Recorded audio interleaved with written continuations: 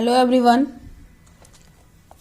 चलिए स्टार्ट करते हैं हमारा आज का टॉपिक जिसका नाम है ट्रांसपोज ऑफ मैट्रिक्स। ठीक है, मैट्रिक्स का ट्रांसपोज। तो चलिए देखते हैं मैट्रिक्स का ट्रांसपोज क्या होता है। तो बड़ा इजी सा है, आप ध्यान दीजिएगा, बहुत इजी टॉपिक है ट्रांसपोज। ठीक है, ट्रांसपोज कर देना है, मतलब कि रॉ को कॉलम बना देना है और कॉलम को रॉ बना देना है। कहने का मतलब मान लीजिए आपका ए एक मैट्रिक्स है। ठीक है, ए एक मैट्रिक्स है आपका ए आई जे करके, सपोज एम रॉ और एन कॉलम का। ठीक है, ए एक मैट्रिक्स है, किस तरह का मैट्रिक्स है आपका नंबर ऑफ रॉ कितना है एम और नंबर ऑफ कॉलम क्या है एन। ठीक है, ए एक मैट्रिक्स है। अब हम इस ए का निकालेंगे ट्रांसपोज। मुझे करना क्या है, मुझे ट्रांसपोज करना है ए का। तो अगर आपको ए को ट्रांसपोज करना है तो उसको हम लोग डिनोट करते हैं ए डैश। इस तरीके से हम लोग डैश लगाते हैं। और इस ए डैश का मतलब क्या होता है कि आपका नंबर ऑफ, इस वाले मैट्रिक्स में आप देखिए नंबर ऑफ रॉ एम थे और नंबर ऑफ कॉलम क्या थे एन थे। अब जब ए डैश आप निकाल रहे हो, इसका मतलब आपने ए आई जे जिसका ऑर्डर एम इंटू एन था, इस पूरे को ट्रांसपोज कर दिया। इसका मतलब एक नया मैट्रिक्स बनेगा, एक नया मैट्रिक्स कुछ भी बनेगा। ठीक है, अब वो नया मैट्रिक्स कैसा बनेगा, जे आई का बनेगा। जे आई कहने का मतलब है कि जो नंबर ऑफ रॉ है वो नंबर ऑफ कॉलम बन जाएंगे और जो नंबर ऑफ कॉलम है वो नंबर ऑफ रॉ बन जाएंगे। ठीक है, मतलब कि अगर ए कोई मैट्रिक्स है जिसका ऑर्डर m इंटू एन है, आप ऐसे लिख सकते हो, if A B a matrix of order, if A B a matrix of order, अगर ए कोई मैट्रिक्स है जिसका ऑर्डर m इंटू एन है, then transpose of A, then transpose of A का जो ट्रांसपोज होगा, ठीक है, then transpose of A will be another matrix, दूसरा मैट्रिक्स होगा, will be another matrix of order N into M. ठीक है, यही आप ट्रांसपोज को डिफाइन कर सकते हो कि ए कोई मैट्रिक्स है जिसका ऑर्डर m इंटू एन है, तो ट्रांसपोज ऑफ ए का जो ट्रांसपोज होगा उसका ऑर्डर क्या होगा, वो कोई दूसरा मैट्रिक्स होगा जिसका ऑर्डर n इंटू एम होगा। जैसे आप एक छोटा सा एग्जांपल देख सकते हो, मान लीजिए ए एक मैट्रिक्स है 1 2 3। ठीक है, ए एक मैट्रिक्स है 1 2 3, तो इसका ट्रांसपोज, इसको ट्रांसपोज को हम डिनोट करेंगे ए डैश से। तो ए डैश कैसा हो जाएगा, जो रॉ है वो कॉलम बन जाएगा, दिस बिकम व्हाट 1 2 3, इस तरीके का हो जाएगा। इसका ऑर्डर आप लिखते हैं 1 इंटू 3, तो इसका ऑर्डर आपका क्या हो जाएगा 3 इंटू 1। आप देख पा रहे हो ये आपका 1 इंटू 3 है, तो इसका ऑर्डर आपका हो जाएगा 3 इंटू 1। ठीक है, और भी एग्जाम्पल चलिए हम लोग लेते हैं। आप एक मैट्रिक्स ए ले रहे हो, सपोज वो 1 2 3 4 0 0 2 6, एक आपका ए ऐसा है। आपने उसको करना क्या है, ट्रांसपोज निकालना है। तो ये इसका ऑर्डर क्या है 1 2 2 इंटू 1 2 3 4, 2 इंटू 4 है। अब जब आप इसका ए डैश निकाल रहे हो, इसका मतलब क्या हो जाएगा, रॉ, ये आपका रॉ है और ये आपका कॉलम है। ठीक है, तो दोनों को इंटरचेंज मत करो, आप कंफ्यूज कर जाओगे। तो इस रॉ को आप बना दो कॉलम, इट मीन्स 1 2 3 4। अगेन इस रॉ को आप बना दो कॉलम 0 0 2 6। तो इसमें 1 2 3 4 रॉ हो गया, 2 कॉलम हो गया। तो यहाँ पे 2 रॉ 4 कॉलम, और आप यहाँ देख पा रहे हो 4 रॉ 2 कॉलम। ठीक है, तो ये आपका ट्रांसपोज होता है, मतलब raw is interchange by column. इसका कुछ प्रॉपर्टीज है ना, ट्रांसपोज का कुछ प्रॉपर्टीज है, बड़ा इजी सा प्रॉपर्टीज है, प्रॉपर्टीज ऑफ ट्रांसपोज। ठीक है, क्या क्या प्रॉपर्टीज है वो देखिए। तो सबसे पहला प्रॉपर्टी तो ये है, अगर कोई भी मैट्रिक्स है उसको आपने एक बार ट्रांसपोज किया और उसको आपने फिर दोबारा से ट्रांसपोज किया, तो वो जो मैट्रिक्स स्टार्टिंग मैट्रिक्स था इटसेल्फ हो जाएगा। आप चलिए आप इसको चेक कर सकते हो, बड़ा इजी है। ए इज इक्वल्स टू, सपोज आपने लिया 1 2, अब आपने इसको ट्रांसपोज किया तो ये बन गया 1 2।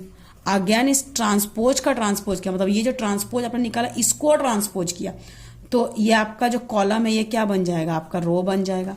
ठीक है, तो आपने अगर 2 बार ट्रांसपोज किया, 2 बार माइनस किया, किसी भी मैट्रिक्स को 2 बार माइनस किया तो माइनस इंटू माइनस प्लस हो जाएगा, मतलब वही मैट्रिक्स आ जाएगा।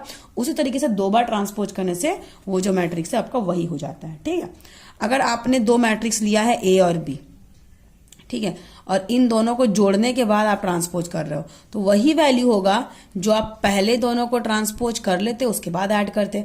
मतलब कि अगर आपको 2 मैट्रिक्स का ट्रांसपोज निकालना है तो 2 मैट्रिक्स का सम का ट्रांसपोज निकालना है तो आप या तो पहले दोनों मैट्रिक्स को ऐड कर लो उसके बाद ट्रांसपोज निकालो, वही वैल्यू होगा अगर आप दोनों को पहले आप ट्रांसपोज ही कर लो और उसके बाद आप उसको ऐड करो, तो आप दोनों में से कोई काम भी कर सकते हो। ठीक है, सेम आपका यही है, एक मैट्रिक्स आपका ए है, आप उस मैट्रिक्स में कुछ भी आप सपोज मल्टीप्लाई करते हो, कोई भी कांस्टेंट, मान लीजिए एक कांस्टेंट के मल्टीप्लाई करते हो और मल्टीप्लाई करने के बाद आप उसको ट्रांसपोज करते हो तो इसका वैल्यू, और अगर आपने पहले ट्रांसपोज कर लिया उसके बाद के मल्टीप्लाई करा तो दोनों का जो वैल्यू होगा, दोनों का ही वैल्यू आपका सेम होगा, कोई भी चेंज नहीं आएगा। ठीक है, तो के कांस्टेंट था, मतलब कोई भी एक सिंपल सा एक नंबर था।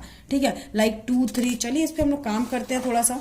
तो सपोज एक मैट्रिक्स आपका ए है 1 और 2 है ना, आपने इसको ट्रांसपोज किया तो यह ऐसे आ गया 1 और 2, आपने फिर इसमें 2 मल्टीप्लाई किया तो आपने 2 मल्टीप्लाई किया तो 2 को मल्टीप्लाई करना है 1 2 से, मतलब 2 1 जा 2 और 2 2 जा 4, आपका ऐसा बन जाएगा। अगेन अगर आप ऐसा नहीं करते, आपने 2a' निकाला ना, अब आप पहले 2a निकालोगे तो 2 का 2 और a का मतलब था 1 2, तो 2 1 जा 2 और 2 2 जा 4।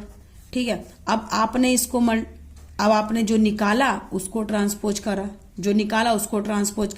यानी कि आपने 2 4 निकाला था उसको ट्रांसपोज करना है तो ये क्या हो जाएगा 2 4 हो जाएगा। तो दोनों का वैल्यू देखे तो सेम है, मतलब आप पहले ट्रांसपोज करो उसके बाद कांस्टेंट मल्टीप्लाई करो या पहले मल्टीप्लाई करो उसके बाद ट्रांसपोज करो, दोनों का वैल्यू सेम आएगा। लेकिन कांस्टेंट का अगर बात हुआ तो ऐसा हुआ। ठीक है, अगर आपके पास 2 मैट्रिक्स है, सपोज आपके पास एक मैट्रिक्स ए है और एक मैट्रिक्स बी है।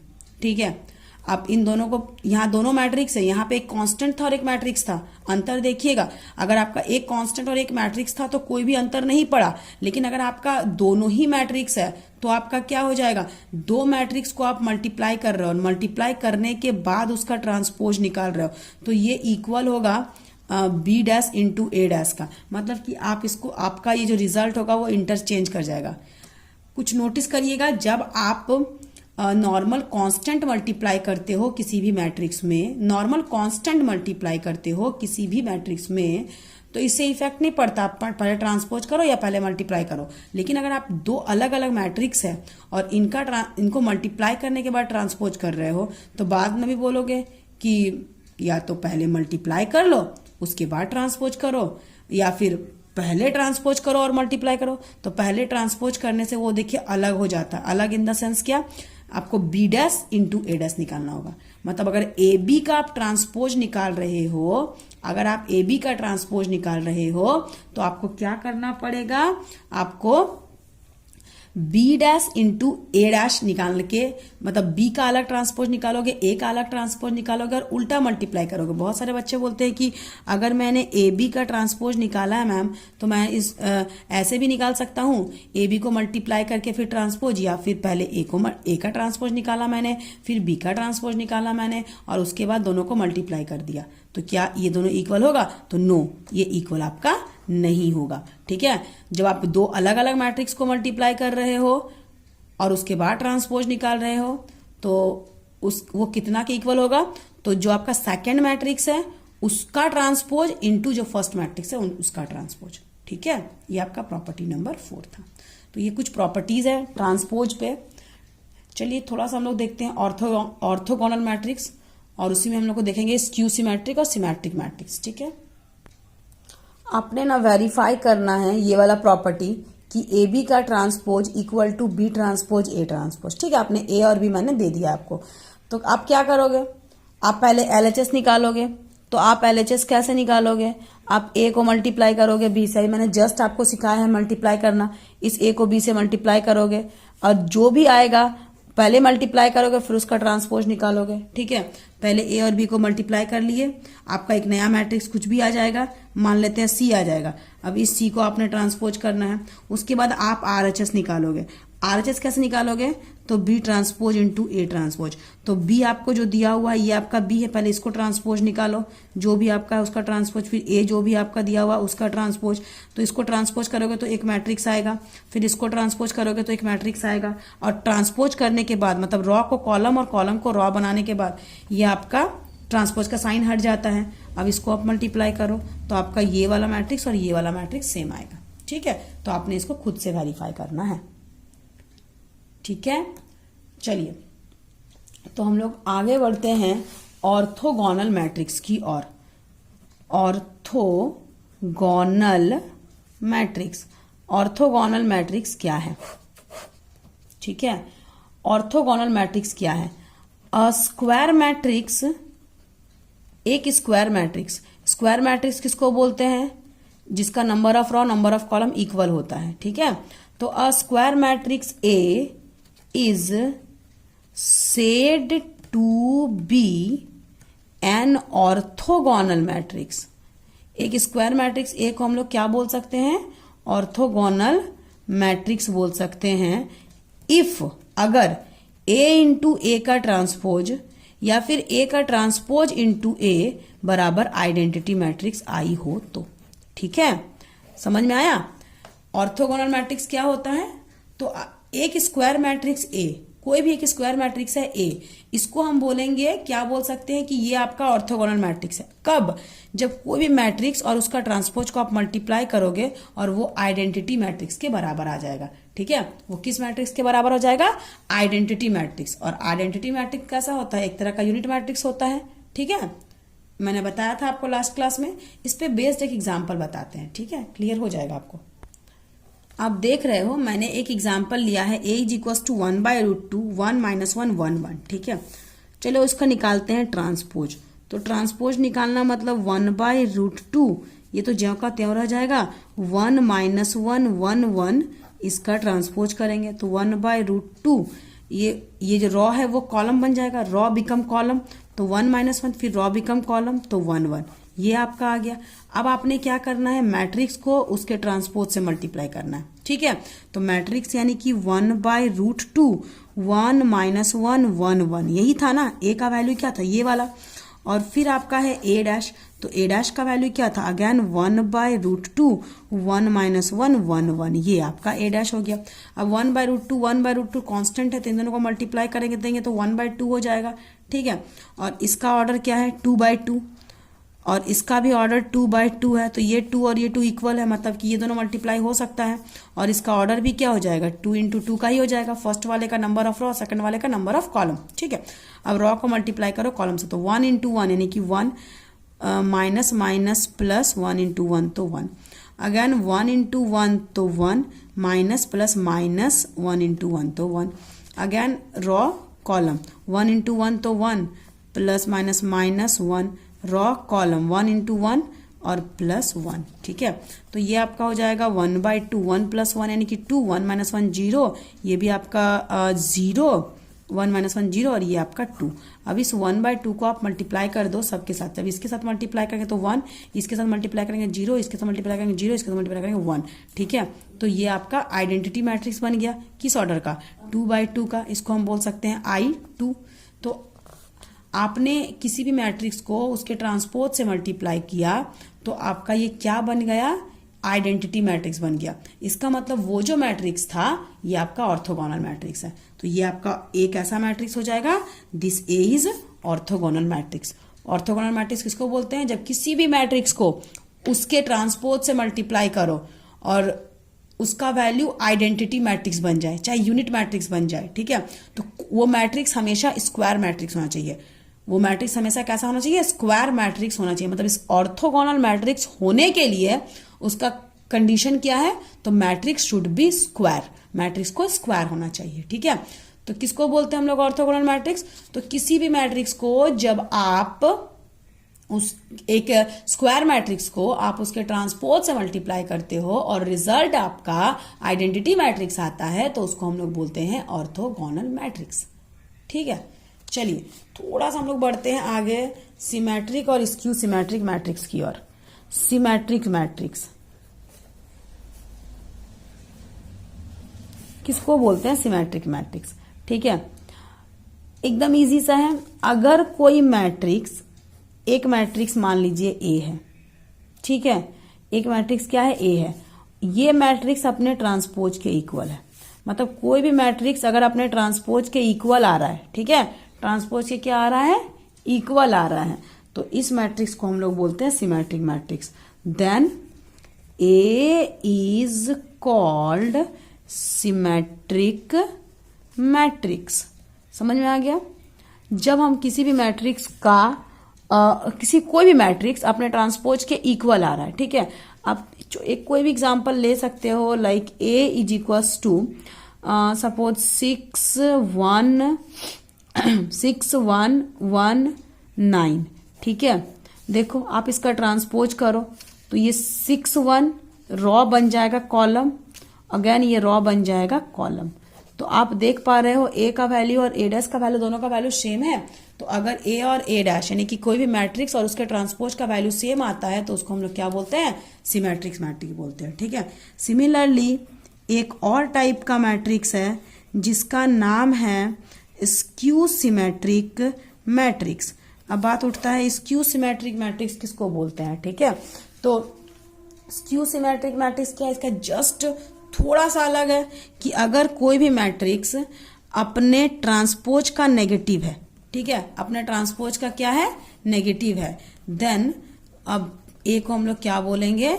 ए को हम लोग बोलेंगे स्क्यू सिमेट्रिक मैट्रिक्स। ठीक है, स्क्यू सिमेट्रिक मैट्रिक्स मतलब अगर कोई मैट्रिक्स आपका अपने ट्रांसपोज का नेगेटिव आ रहा है तो उसको हम लोग बोलेंगे स्क्यू सिमेट्रिक मैट्रिक्स।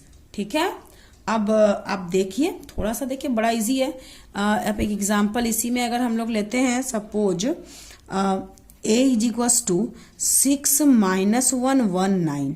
ठीक है, 6 - 1 1 9। इसका ट्रांसपोज करते हैं। चलिए, इसका ट्रांसपोज मतलब क्या? 6 - 1 1 9 का ट्रांसपोज, यानी कि ये क्या बन जाएगा? रॉ कॉलम, यानी 6 - 1 और ये 1 9 ऐसा बन जाएगा। ठीक है, इसका ये इतना बन गया। अब हम लोग अगर हम लोग अच्छा 6 से नहीं होगा, इसका मतलब